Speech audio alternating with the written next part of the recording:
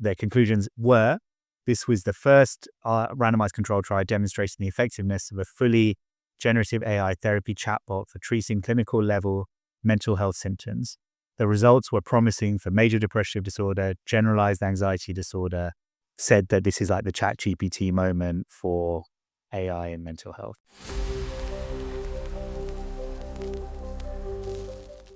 Hi, everyone. Welcome to episode 5 of the Poly Principle. Today I'm talking with Dr. Trishan Panch, who's a good friend of mine, an expert in public health and AI and the use of AI in medicine. And I think we're going to have a really interesting conversation. So welcome, Trishan. Thank you for taking the time. Thank you. Thanks for having me. To begin with, I'd love to learn a little bit more. Why don't you tell us a little bit more about your background? Kind of what was your training? Maybe your path, and then we'll get into the weeds of. Yeah, let's do it. Okay, cool. Yeah, I mean, thanks, Javier. Thanks so much for having me. It's a pleasure and an honor to be here, and I've really enjoyed the other episodes. So thank you to you, and thanks to all the future people watching this for kind of taking your time to tune in and listen to us. But okay, so I'm basically a physician. So by training, I'm by background originally from Sri Lanka, which is where I was born. My accent comes from the UK, in case you're wondering. I grew up in London, subsequently went to medical school there and practiced medicine there. So I was in internal medicine, office-based practice. So that was kind of first third of my career is that, basically. So I ran a health delivery organization, fully risk-bearing, responsible for about 10,000 patients within a larger group that we ran that was responsible for around 100,000 patients. So that was that. I came to the US in 2009 because I was very interested in the kind of question that's easy to articulate but difficult to actually answer, which is that when you have resources at scale, how do you create health? What kind of health do you create? Over what period and through like pulling which levers? And I was kind of interested in those macro aspects as well as the micro aspects, I suppose, of like an individual person at a synchronous point in time working with another person to like solve a problem, which is, most of clinical medicine. So I came to study health policy and management here at Harvard School of Public Health. That was in 2009. That was a very specific time where Android sounds kind of a bit bizarre at the moment, I guess, but I'd just been acquired by Google and had been made open source, and there were research grants being given out to universities to work on interesting things with Android because they kind of wanted to see the adoption of the platform.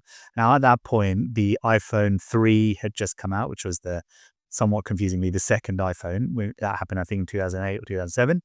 And there were two Android phones that were possible, the G5 or something. Mobile G1, I think it was. Yeah, G1. So yeah, obviously that make more sense than G5. But it's So anyway, so that, and they were both like $600.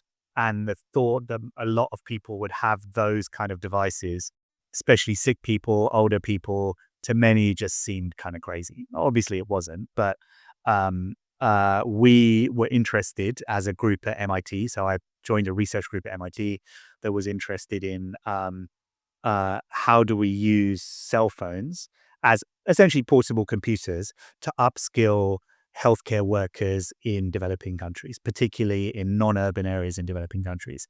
And so I joined really this group at CSAIL, Computer Science and Artificial Intelligence Laboratory, as the clinical guy doing the clinical stuff. And I was like, well, I don't really know much about programming, but I've done a lot of medicine and organized a lot of medicine. And I'm pretty sure if we can train people to do it, then I can think about that in an abstract way and write software with you that can do similar things. So there was that, and I basically got into kind of software development, startups roughly that way. We built an open source platform. My kind of insight was that like that software that we had a great degree of adoption with healthcare workers in middle-income developing countries would be useful for patients here in the US. And we basically, with two engineers from the group, started a company and basically refactored the software with a richer user interface, able to comply with enterprise security, lots of consideration regarding integration into clinical workflows around a business proposition for healthcare organizations. That was a company called Wellframe.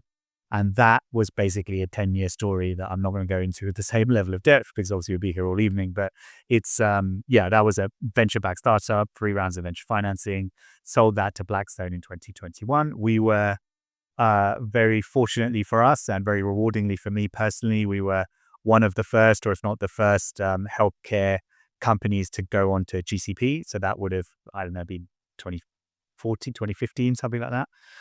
And it was very small back then. Like there was not very many. And so we got to know those folks well, including your predecessors, Javier, and then eventually you. And we had just a fantastic experience, like your leadership, that group, a real will to productize and bring into healthcare some of the general capabilities of cloud computing and managed services on cloud computing that you guys are offering. And we were the largest vendor of software for digital care management to health plans in the US. So there was kind of alignment of things there.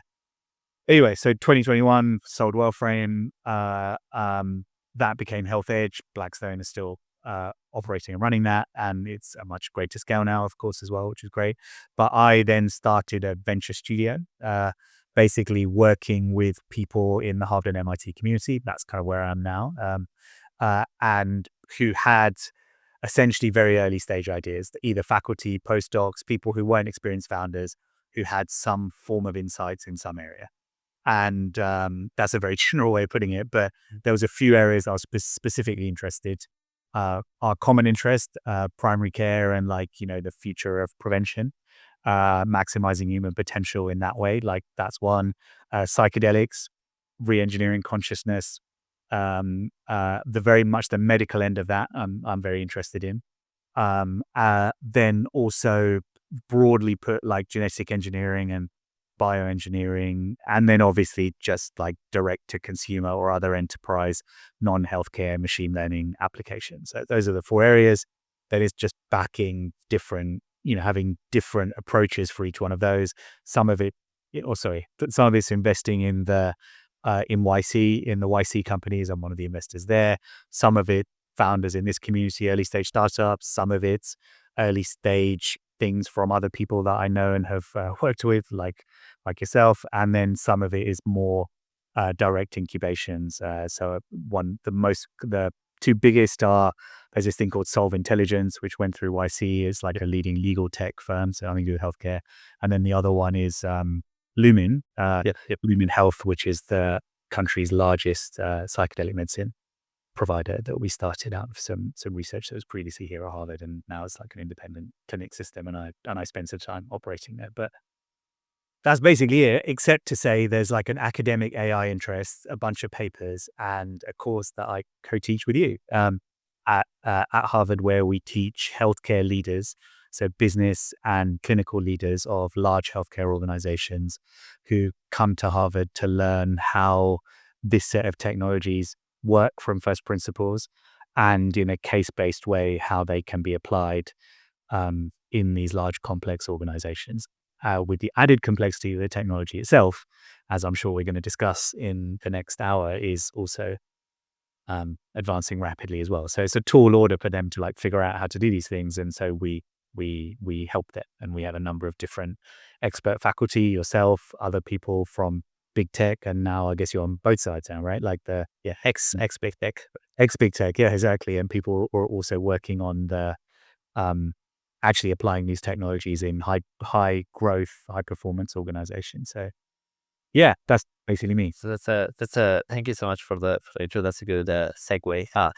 And one thing that pops up when thinking about that, right, is from the beginning, I think you're thinking about how technology could be used for primary care and I guess improving patients' lives.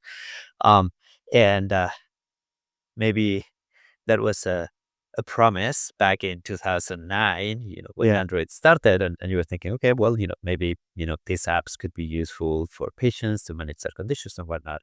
But of course, technology has changed a lot. If you fast forward 16 years, and now you have ChatGPT and Gemini and similar models that can, in many cases, diagnose people just as well or better than most human doctors can, right? So, Yeah. if we can be a little bit provocative, maybe to start the discussion, right? Like, when are we going to have ChatGPT replace the doctor, right? Yeah. Like, when do you think, that would happen or not happen, right? Like, we can talk a little bit about the technology and Yeah. whether it works or not, and then maybe a little bit about what is, stopping the world from doing that. Yeah, no, it's fair enough. It's a excellent question, of course. So I think like, I mean, I think if we there's would have to qualify kind of what a doctor does, and I think some elements of what a doctor does, I think you can make an argument that inevitably they have to be replaced by AI, and I think you can argue there's some other elements of what a doctor does now that maybe will never be or shouldn't be, or you could even argue possibly can't be replaced by AI. And then you could also make an argument that there's things that doctors don't do now that will be radically different, that someone in the function of a doctor, roughly, which is something that's existed for a long time, that kind of like qualified healer who knows some like special arts and has some special license granted by some general social consensus to practice those. I mean, that's been going on for long enough that I don't think we're immediate risk of disruption in the very long term, thousand years. I mean, obviously no one knows, but like I think, in what would be reasonably long term, like 50 years or so, that I think something like that role will endure, but there'd be radically different things that are done. So I think those are the three in terms of thinking about a doctor. I think, some of the air, if we take the first category of things, um, those things that are basically, kind of first order information processing, if you will. I think rules-based systems aren't very good in those areas, except where they're things with like decision trees, where there's clear objective criteria, it's already data that's digitally available or can easily be captured. That's the minority of things. I mean, you can actually go pretty far with that, but most doctors, if you speak to them, and obviously healthcare is much broader than doctors, and I've got a doctor-centric view of the world is not entirely appropriate, but just to make this argument tractable, I'm just going to stick with that. Um, doctors, like clinicians, professionals, work on heuristics, rules of thumb, right? Gained by monastic study and then by some kind of apprenticeship, and then like some gradual exposure to more complicated things until you're just dealing with very unsorted, very complicated things and figuring them out. Now that was not a that wasn't a tractable problem for rules-based systems. Rules-based systems would by essentially by definition, don't work in a heuristics space. Heuristic will try for decades, right? And they couldn't make them Exactly. Yeah. work. Yeah. Yeah. Exactly. Like the history of informatics or IT or whatever it was called, digital health. What I was in, that was all just trying to apply rules-based systems as best we could. But the fundamental problem is there was only a limited scope of areas where we could actually apply them, right? So, so those elements of so the rules-based elements of what a doctor does, I think, already you can make an argument that technology is having some impact there. But of course, the problem was that it is fragile. Classic, like is known, like it's just brittle. And so ain't going to perform very well in those areas where we can't describe those from rules. Um, uh, and there's no real concept of generalizability of any of those systems, of course. That's essentially another way of putting it. So I think the AI, the kind of language model paradigm is like, I think to call it AGI invites a whole other conversation, which I don't think we're going to go into, but it's in some way, it's more generalizable than what we had before, for sure. And you can make an argument that it is certainly like within a certain set of constraints, general, like there's a general form of intelligence that can be tuned into any specific modality of medicine, and that can be done by exposure to examples. And there's lots of examples in the world, so that's very powerful. So I think one would argue, and I would agree with you, especially your old colleagues, our common friends, Alan Karthikesaling and Vivek Natarajan at Google and their teams, I think have done the foundational work. In my opinion, last year when they did the first AMI paper, so it's not their first paper, they did Palm before that and Palm 2, MedPalm, excuse me, and MedPalm, yeah. MedPalm 2. So I guess it would be their third significant paper. that the Amy that was like, I think this time last year, maybe January, February, like this time last year. And they showed in a prospective uh, randomized trial, like small, and with some constraints for sure, of like AI versus human for medical diagnosis versus expert human Hmm. for medical diagnosis. And the AI is superior in in out of 6 domains, they showed it's superior in 5 and non-inferior in the 6. So as good, just not better. That essentially a new era of medicine began. Like at that point, it's just it didn't really feel like it because like the system was going on as it was. Nobody could use it yet, right? Like it was Yeah, exactly, right, exactly. but But yeah, but I think when the history is told, in my opinion, like that, like there's a new age of yeah, medicine, and it's I mean, and you it's can definitely see it, right? Like I think I like to think of it as, sometimes there's a moment where the people that understand the technology would agree that the technology is capable of doing certain things. yeah, And then there is a moment when the cultural zeitgeist yeah, yeah, changes, right? That people wake up to it, right? So like if you keep track of history of language models, right? Like, people have been using, T5, Lambda, and some of the older, Google models, but then at some point, I think it was the release of GPT 3.5. Everybody mm, woke up to it and thought, okay, this area is really good. yeah, The chat thing, exactly, right? The chat GPT moment. I think it's kind of the same, something similar is happening now, for example, in yeah, terms of marketing collateral. I don't know if you follow Twitter. Yes, and everybody was, freaking out. Oh, and how now GPT 4.0, for example, right, can generate marketing collateral from scratch, yeah, right? yeah. And it's literally, a one-shot prompting will generate a more or less professional quality I agree with that. collateral that you can use, right? So, um, if we agree that the technology is ready, right, and these systems can actually be very useful, then what is stopping organizations, Yeah. government-based, healthcare systems, and so on and so forth, from using, I guess, especially in maybe countries or places where there's constraints in terms of, the amount of healthcare practitioners. Yeah.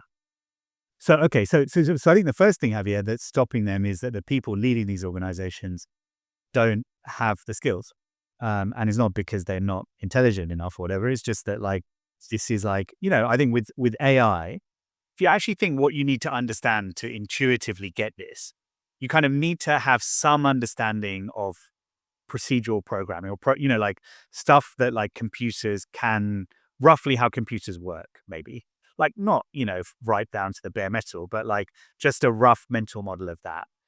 You need to have some understanding of like what deep learning is uh generally. I mean not so far as like linear algebra level I guess, but like just in terms of like what how neural networks operate and what they do. And I think you have to be able to think conceptually and statistically about things and understand a system that is like designed to do that.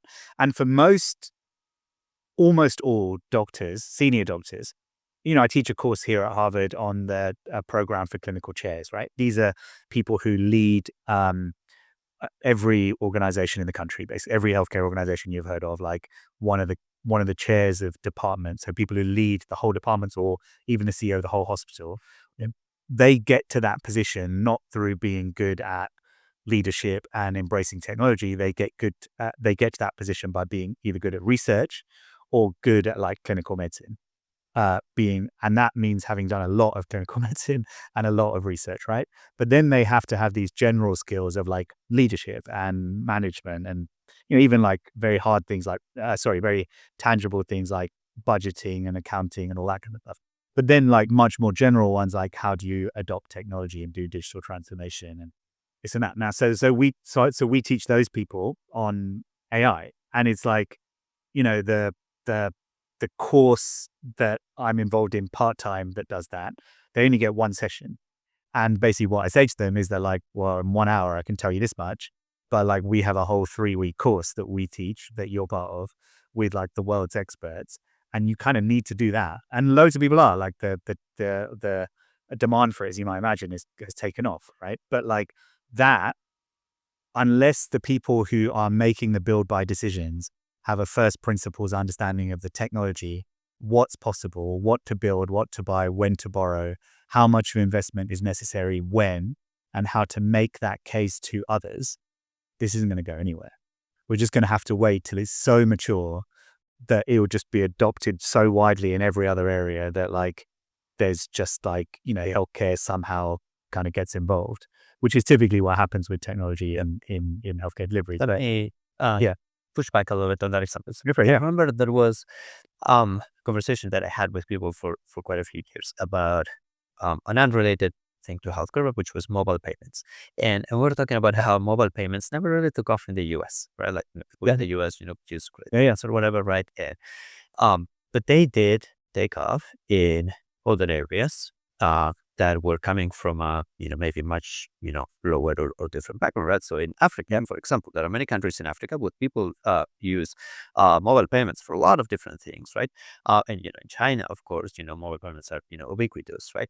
So you know, could there be, for example, a case in which you take, a country that has maybe a lower degree of technology development than in the US, right? But where somebody says, you know what, I'm just going to create a doctor mobile app that is going to diagnose people. You cannot do that in the US, right? It's going to diagnose people, and then they will have some API where the government says, you know what, if this, mobile app does it, you can go to the pharmacy, we'll give you the drug or the medicine that you need, right? And it's going to be a mobile app, and there's not going to be a human involved in any of that stuff, right? So if I go and say, you know what, let's pick, country in Africa, let's start with the government, let's make that work. Absolutely. And like, could that happen there? Like, would that be an avenue for, say, fully digital, LLM, AI based, medical diagnosis, right? And a healthcare practice, right? Even if, it may take 20 years, for something like that to come up to the US or Western Europe. Yeah. I mean, like theoretically, yes. Like, I mean, the incentives are, I think is what you're saying. The incentives are aligned around doing this kind of stuff. So therefore, someone somewhere is going to do it and then prove out some of these things like the sky's not going to fall in. And I would say my counter to that is totally reasonable. And I think there's a non-zero probability that that's the way forward.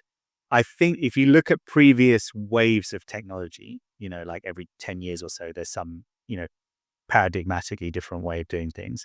And if we say the last one was like mobile and web sort of together, but you just say mobile.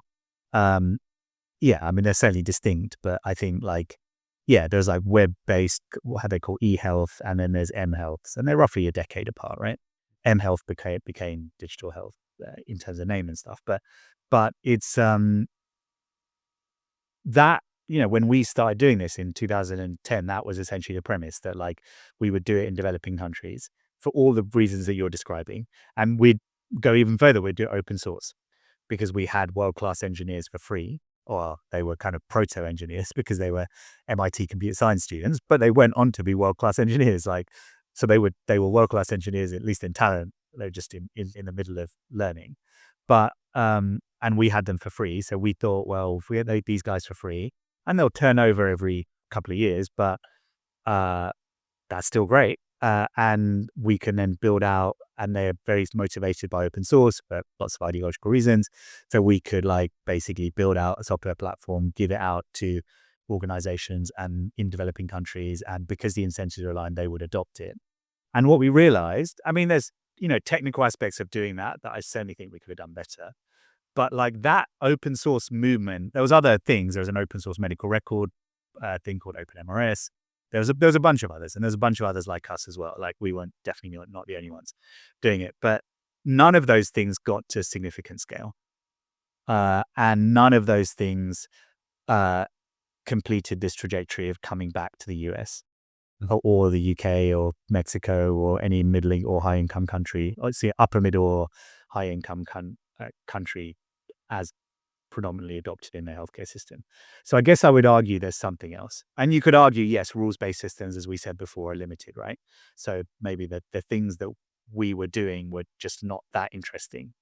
And that would be a reasonable argument. We weren't replacing doctors. We could we could only do, we were replacing like community healthcare workers, kind of, nurses doing specialized functions in chronic disease management.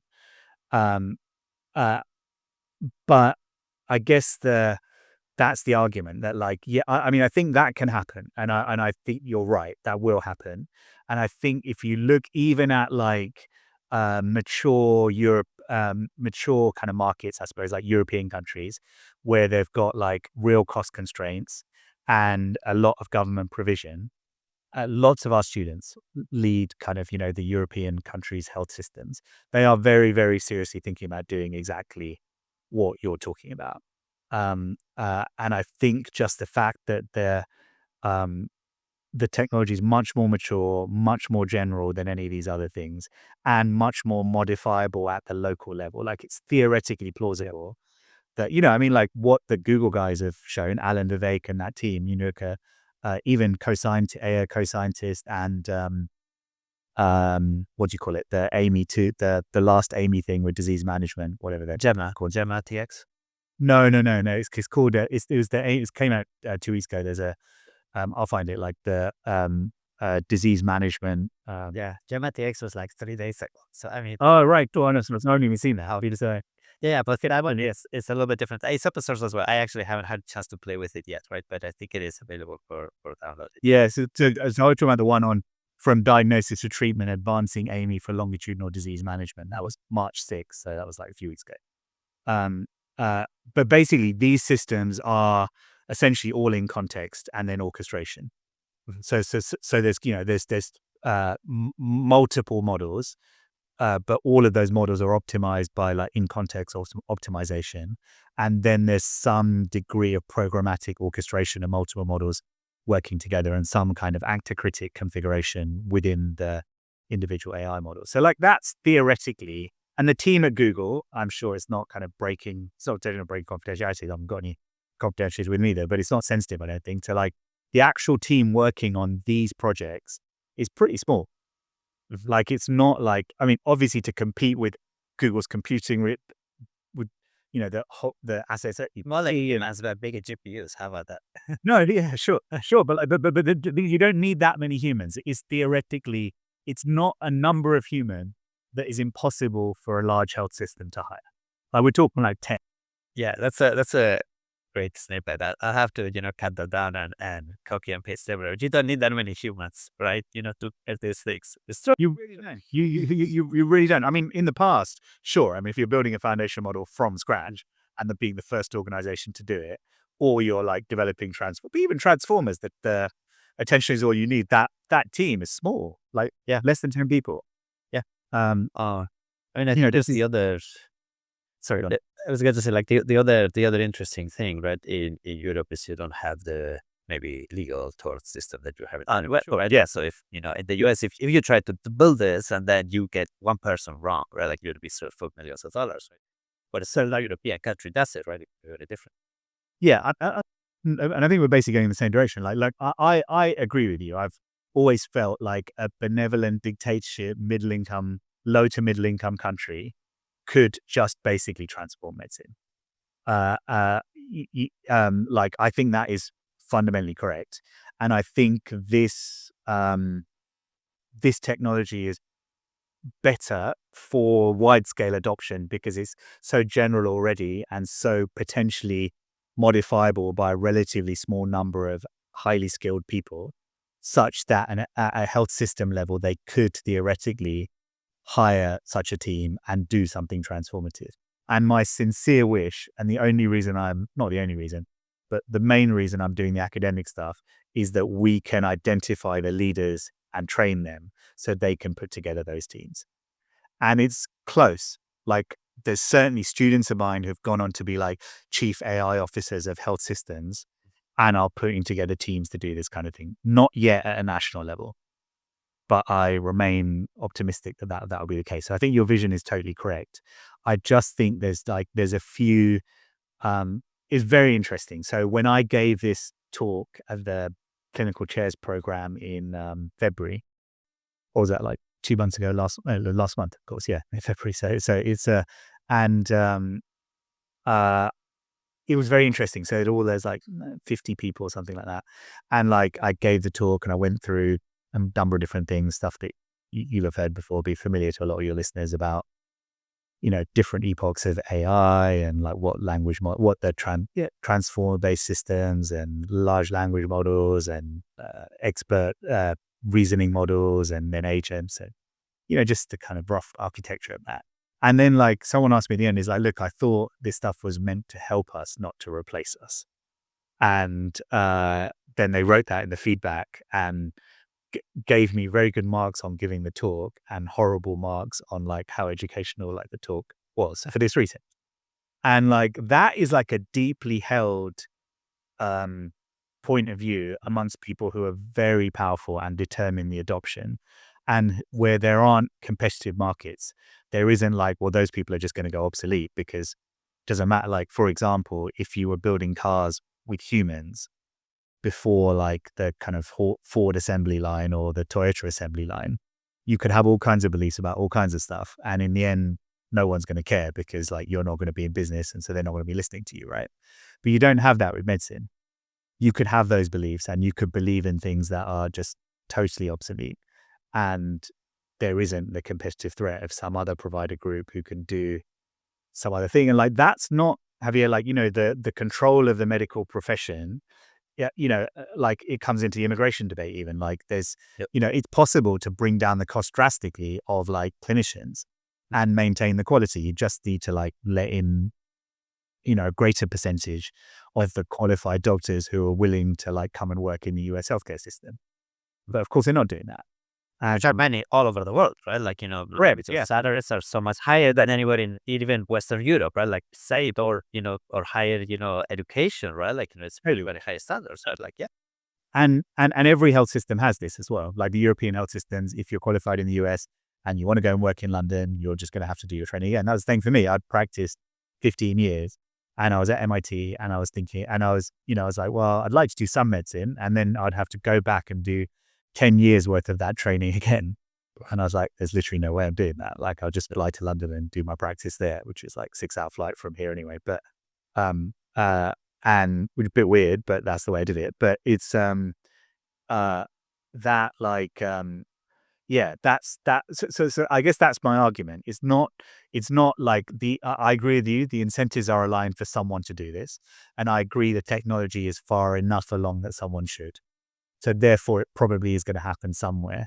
I think for it to reach scale and for it to make an impact on the US healthcare system, if that's the one we're talking about here, then there's a whole different set of non-technical factors related to the profession, related to the control of the supply of like clinical intelligence, related to the reimbursement model. At the like I think you could argue, and this is something I've written about a lot before. Well, not a lot. I've written about a lot recently. Excuse me. So it's fresh in my mind around that. One of the core ideas I think of like where we are with AI is that like intelligence was a constraint. For most of human civilization, intelligence was a constraint. It was in biological beings. It took a long time to train and could only work for A constraint. Yeah, there were many, many constraints throughout history, right? Which we kind of eliminated over the years. And then I think more recently, intelligence was maybe the main constraint. Yeah. Yeah. I think that's right. Like, and so, um, if you have unconstrained, if you have abundant rather than scarce intelligence, then managing an abundant resource on a unit utilization basis, which is what fee for service reimbursement of healthcare is, just doesn't really make any sense.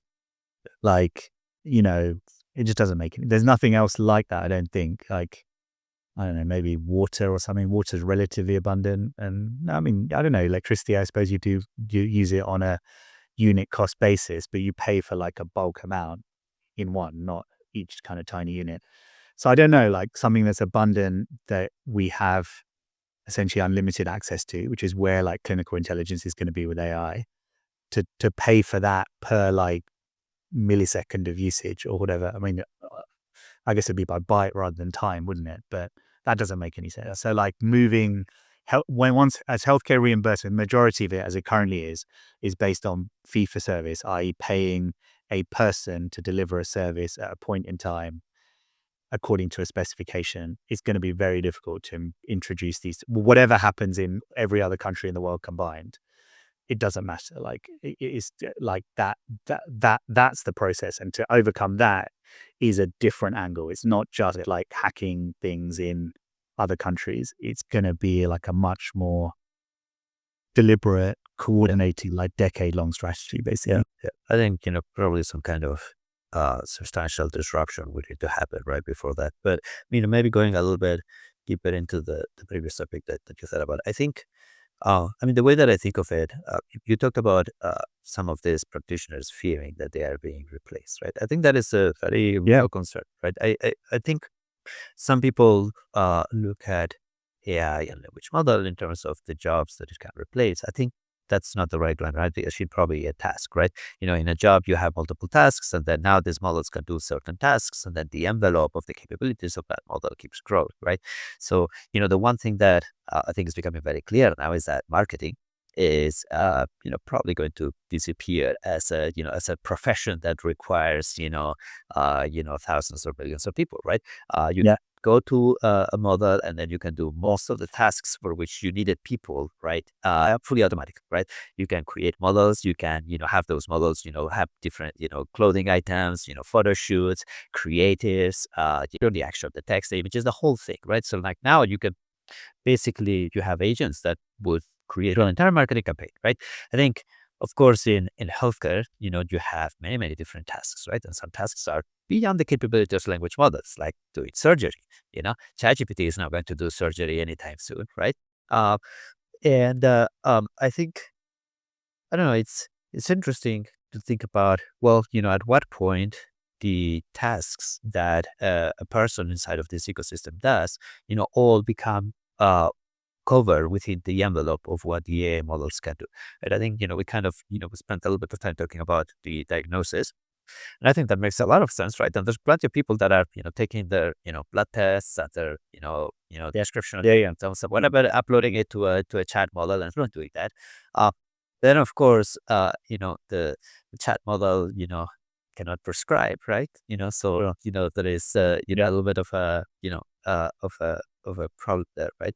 I would say, I don't know, like if we look at all the different professions, within healthcare, like you feel like any of them may be at a higher risk, for example, of being automated because all these different tasks that are part of it, are now within the realms of what a language model can do.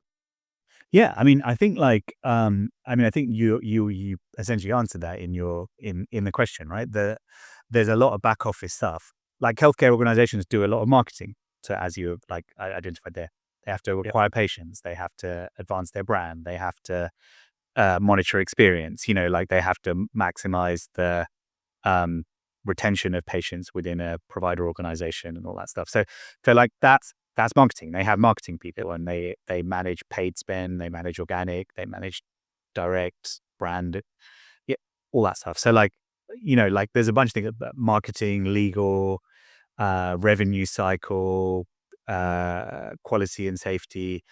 All of those things can be done with less people. I mean, one of the things I'm working on is, um, okay, so how do I talk about this in a general way? So one of the things I'm working on was a large academic medical center with and of someone who used to work for me at Wellframe who ran the DevOps team. So this large academic medical center, they are one of the largest in the world, and they have complex operations, and they have 29 IT directors. And those 29 IT directors are responsible for maintaining the core systems that they work on. And of course, the core system, they have the medical record, but like every department in a large academic organization has like this has a bunch of tools like for research, for delivering care, like a bunch of third party tools they're using, like straight up SaaS things and things that are more custom installations, etc. And uh, every one of these IT directors, none of them have computer science degrees. The majority are like business operations people who are non-technical, who are managing a bunch of vendors, and that's kind of fine. You could argue that's not fine at all, but like let's just say that's fine. That is the norm. It is, yeah. Yeah, exactly. That's software organizations don't work like that. They have in-house technical teams. It's very difficult to recruit in-house technical teams to healthcare organizations at like significant scale. Um, uh, so they have once an incident happens, what do you do? Like when the system goes down, Sometimes it's, a breach or something like that, but often it's not that. It's because like, someone has provisioned something incorrectly, or a third party vendor has updated their software and didn't realize some dependencies, etc. Yeah. Up goes down, right? Like that happened. Yeah, yeah, Yeah. yeah, Last yeah, yeah. it went down for days, and then everybody Yeah, else is going that's that. to crash. And the BA thing, which I think was like to do with some other third party vendor who'd updated something, and Mhm. like, I mean, there's so many of these. So, if they have these people, like every week or so, they're having some kind of incident. Most of them are small, and major incidents much more infrequently. But like with Incident Commander, which is one of the companies that I seeded, we're basically working on an AI copilot for that stuff.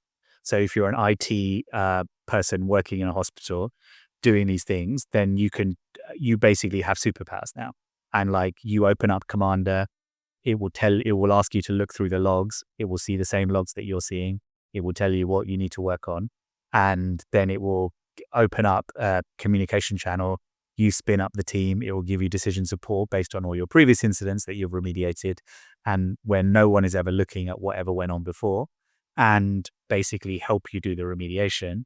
And then it will write up the report and all that stuff that you need for legal compliance, which they spent a week on afterward, these senior folk.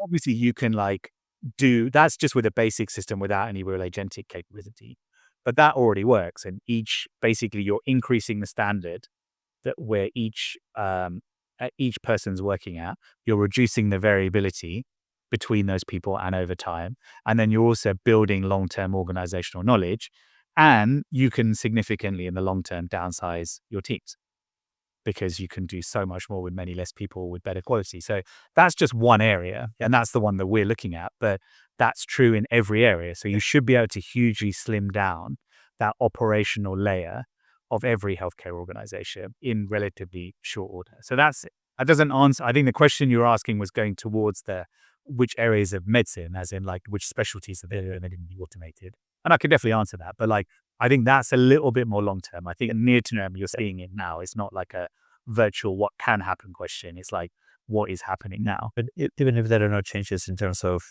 clinicians, right? Like administrators, Yeah. or like, what is it, like 40%, 50% of the people that actually Exactly. healthcare administrators? Yeah. Yeah. And you look at it a different way, Javier. Like, also, like, if you look at the valuation of these companies, right, it's based on a certain operating margin. And like, there's the gross margin that is basically the revenue from providing care less the costs of clinicians to provide it, and the good drugs and materials and all that stuff. But then there's like the operating costs of the organization that aren't just the unit of care delivery, which are basically amortized across all the units of care delivery effectively. And if you can have 20% less people, and you go from like a 10% operating costs to 8%, that's really significant at the kind of scale that these organizations Oh are. yeah, yeah. But there are kind of legal constraints too, right? Like, government, Yeah, in the US at least. Yeah. yeah. On the operating, I guess my argument would be on the operating side less so. Okay. Like if you look at it from the profit and loss perspective, from the operating side, I think you do have the confluence of like less legal constraints and much more of an incentive and much more near-term reward from the markets, if you are able to make these shifts. So I think going back to your earlier point of where is their incentive alignment, I would say like enterprise operations and enterprise healthcare in the US is very well aligned for fairly rapid AI adoption, and it will be rewarded strongly from the market. It's just that those organizations aren't particularly, they're just, a little bit behind the curve in terms of ability to do these things yet, but that's changing quite fast. Okay. Let's maybe switch a little bit to something a little bit more optimistic in some way, I guess, at least for the people that work in healthcare. So, of course, I think there are many areas in care where there is essentially infinite demand, right? Like, if you could have, an unlimited amount of it, right? Like, everybody could take it, maybe, psychotherapy, for example, right? Sure, yeah. It's a therapy, right? And in many places, especially in the US, people say there's a whole epidemic of depression, anxiety, and people suffering through all these things. Then, of course, if you want to get a therapist, right? That's, Yeah. 100, 300, $400 an hour. This is very expensive. They're unaffordable, I think, for many people, right? Sometimes they're not even covered by insurance or whatnot. So maybe one um, happy, interesting idea would be, well, is the technology good enough that you could have psychotherapy or other different Yeah. types of therapy and make it available to millions and millions and millions of people that would not have, that today, right? So I noticed an area that is interesting as well, for sure. Yeah. I wonder, what do you think, maybe that's kind of the other counterpoint, right? Like, now with this technology, you could make this type of care much more available, literally orders of magnitude more Yeah. available than it is now. Yeah, I think, look, I mean, I thank you for what is obviously a leading question because you understand some of the context here, but like yeah, so the answer is yes. So I think there's like a number of different general points in what you're bringing up that not everyone will be aware of, so we should go into. But I think specifically speaking, I think the answer is absolutely yes. And I think um the common conception about how possible this is way off like what is actually true, in my opinion. But just yesterday, there was an article in New England Journal AI, which I've actually got here because someone sent it to me. But that is actually, I honestly say is coincidental. So it's a randomized trial with gender. This is not, yeah, just for the audience, like there was no, yeah, sorry, but yeah, for any of this stuff. So that's, coincidence. Yeah, it's true. So it came out yesterday. There's a randomized trial of a generative AI chatbot for mental health treatment. And it's with a group of researchers from, I honestly don't know where they're from, honestly, but like it's, let me see. They are from Dartmouth. So it's a group of researchers from Dartmouth studied an application. I think it's somewhere in Montana. They were doing it, and the system's fairly rudimentary, but they did, and I think it's text based, and they did a clinical trial, randomized, and they showed their conclusions were this was the first randomized control trial demonstrating the effectiveness of a fully generative AI therapy chatbot for treating clinical level mental health symptoms. The results were promising for major depressive disorder, generalized anxiety disorder, and CHRFED symptom. I'm actually not sure what that is. The last one.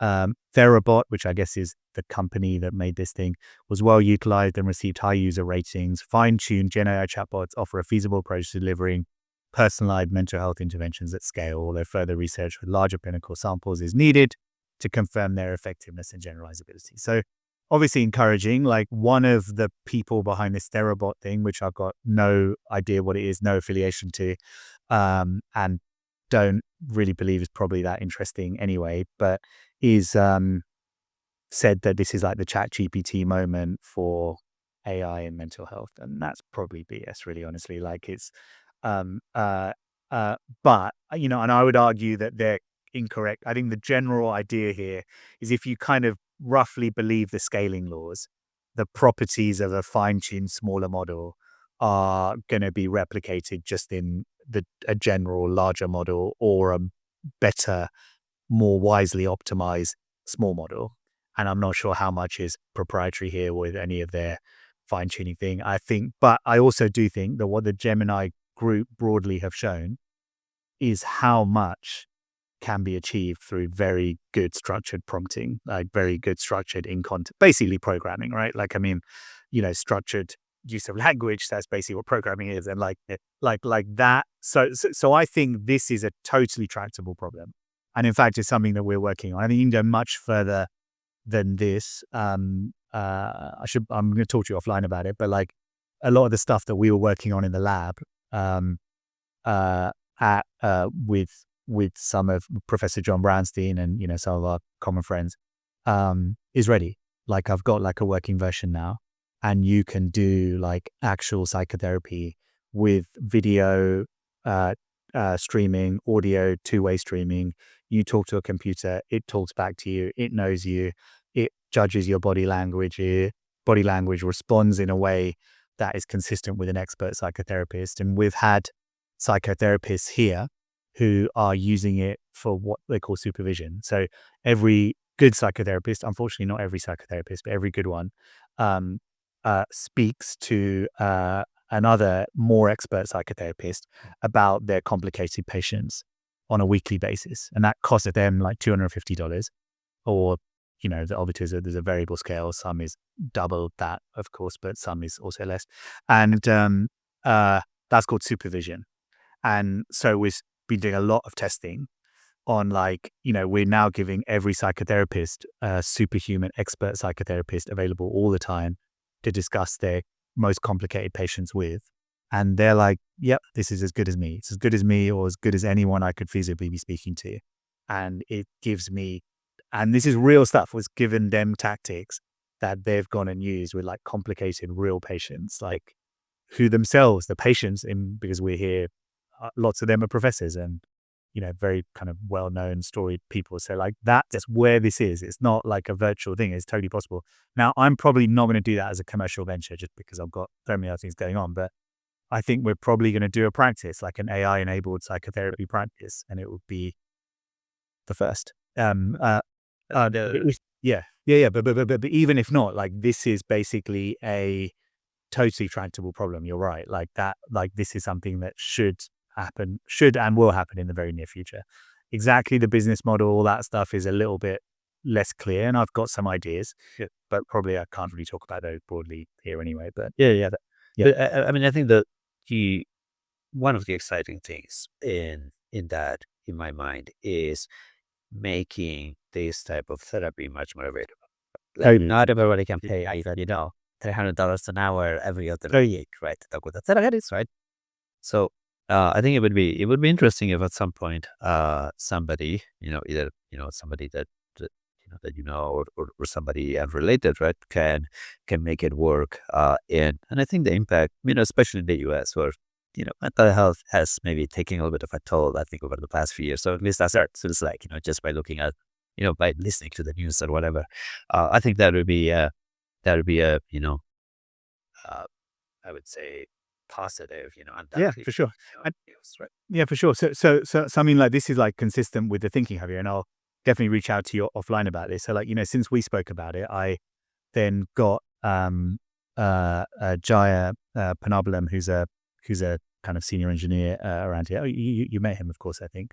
And he's basically, we've just been doing it kind of evenings, weekends kind of thing, and we've got it working, and to that level that I described. And we're thinking about a limited release next week, actually, which I'll be obviously hitting you up about, and then maybe a broader release. I'll put it out on LinkedIn and we'll do some stuff. And then I think we're going to set up the practice after that.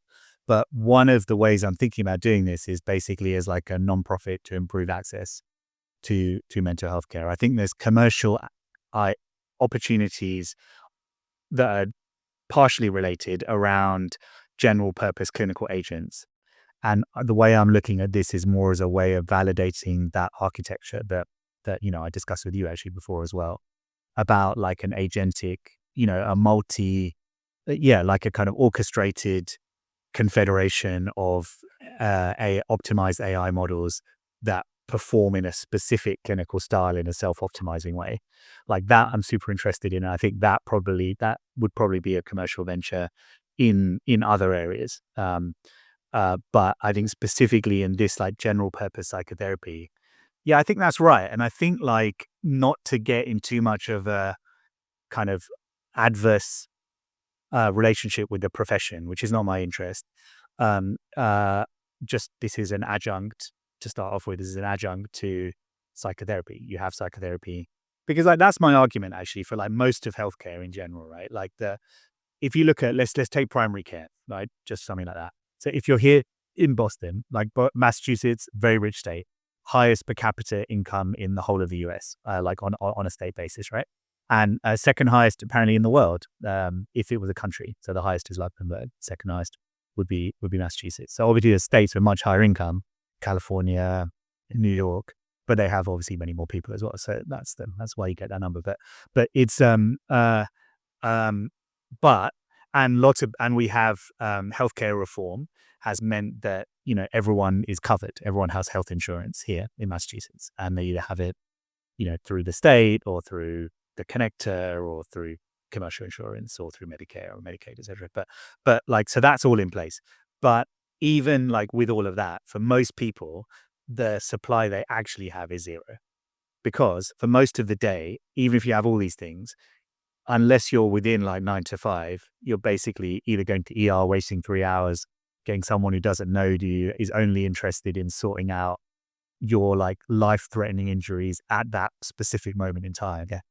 And I mean, sure, they care about what goes on the other times, but they're not really, that's not the arrangement. Yeah. Uh, so for most of the day, even if you have all those things, your effective supply is zero.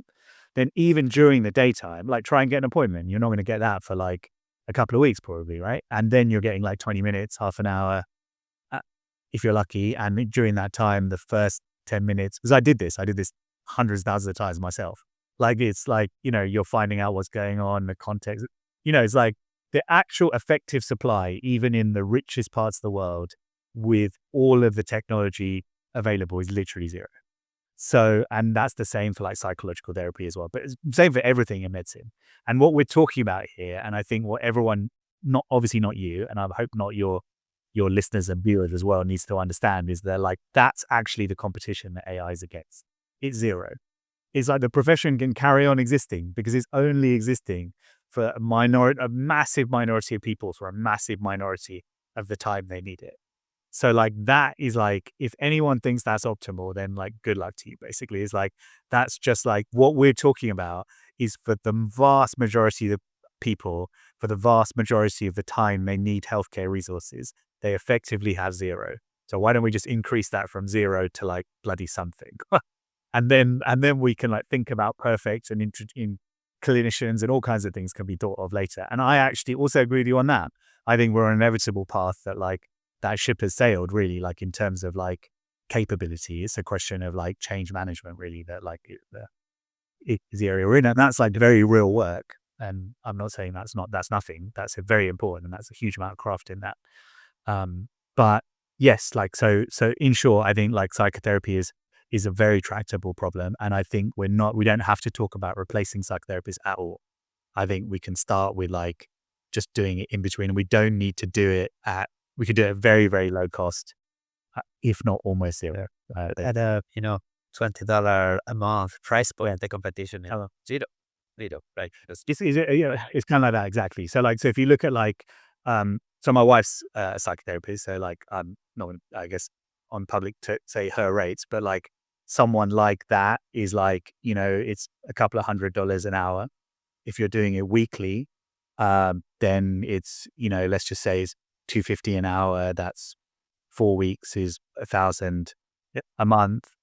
For a year, that's 12 grand. I mean, that's pre-tax income because you can like, it's taxed up to expense. So that's 12 grand a year. I mean, that But means it's still outside of the reach of, except, yeah, 1% of the population, right? if the Yeah. median income is like 25 grand or something like that, there's no way.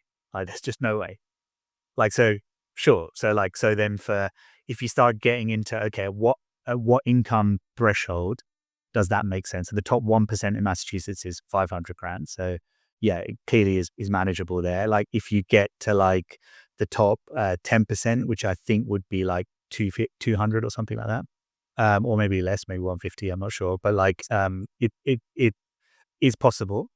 But like you're talking about like the elite I mean, not from the elite in any genetic sense, just in terms of, sorry, the upper end of income are the only people that get access to like uh, these potentially transformative mental health. So that just seems crazy. Like it's so that I think there's a huge opportunity there, and I think bring the cost down a lot, make it adjunctive to the existing service, make a system that's like self-optimizing that like knows you for a lot over time. But I think to do that as like a venture-backed thing, I'm not sure I see it, and I'm not sure any of the people that are doing that have been particularly effective because it only really works if you start substantively replacing therapists and that kind of stuff. And I think that's a whole different discussion. But it's really good get people to actually pay for it, right? Like monthly, Yeah. because they see their value, and like at least in the US, right? I mean, in other countries too, right? Like sometimes people are not rational with their Yeah, decisions, yeah. right? So they would pay, $20 a month for Netflix, but they wouldn't pay $20 a month for, mental health, right? Which Maybe, yeah, a little bit exactly. crazy, right? No, I mean, it's really true, isn't it? Like, or prevention, or like, better, higher quality food or those kind of things. Yeah, no, I think that's right. And like basically some of the psychiatrists have been testing this out with a bunch of academic psychiatrists. And, one of the areas of feedback that came back from them that I thought was very interesting. He was like, well, look, this is like kind of like therapy, but it's not actually therapy. Like like they said, this is therapeutic rather than therapy. And that made us the way we got to look at it. I was like, yeah, that's pretty cool. So like if you could argue that like therapy is something that's done between an expert human and someone who needs the services and trusts that expert human and wants to be in a relationship with them under certain parameters over time, right? That's a very reasonable argument. But then there's something else, which is that like all the rest of the time you're not doing that. You need something. And it doesn't have to be like that kind more of that psychotherapy, like to take it to the absurd extents. Like, what do you want? People think it's like totally bizarre to be like seeing a therapist 5 times a day, right? But like you probably need something outside of those other times, and maybe 5 times a day, but maybe it's like a shorter amount. Maybe it's not the same expectation, but it's like a longitudinal. It knows you, it adapts, it has a specific style. And that has me helps like a human, right? Like the whole loneliness epidemic that people talk about, lots of older, like literally millions of older people that they have nobody to talk to, right? And then they go to the bank and they spend 15 minutes talking with. Yeah, exactly. It's a good point. Yeah. Yeah. So I mean, that's really interesting. I mean, I think there's broader constraints in terms of like, humans. At the end of the day, evolution has kind of primed us to be social animals. So I'm not saying that like just relationships with AI, there is certainly like some kind of very deep value in congregating with other humans. And I can't really see that changing in the near term, at least.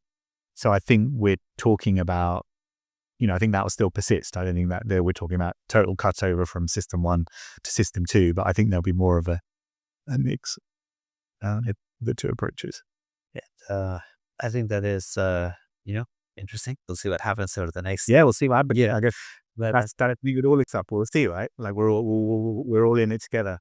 Definitely, we live in very interesting times, So every day comes a new piece of news. And I think we're kind of getting close to we're already over an hour, which is I think the limit that people would listen to a podcast. Certainly, and some people make like 4 hour long podcasts. I don't know how to do it. I actually don't know how many people would actually listen to that whole thing in one sitting. But I think 1 hour is a good limit. So I'd love to continue our conversation. Maybe in a few months, we'll do another one, right? We'll talk about agents and some of the other stuff. Yeah, I'd like to do that actually. Like, I mean, the good thing about this field is it's always changing. The frontier is moving forwards drastically fast. So we should definitely do that. And like, I want to say that like the work you're doing at Pooling with your team is incredibly impressive. Like that, we haven't discussed any of that. Like the massive advances in what's possible regarding therapeutics and how much more personalized we can get with that, and the massive impacts on longevity and also the practice of medicine. Like, yeah, those are super interesting areas. We should definitely discuss those again. Definitely, we have lots of other topics to cover. Yeah. And but today, I think this is fantastic. It was a pleasure speaking with you, as always. As always, I enjoyed this very much. And then, I hope that everybody else, maybe, listening to the podcast, in a week, enjoys it as well. So thank you so much, Trishan. All right. Cheers, Javier. Thanks so much for your time. I'll drop you a line later.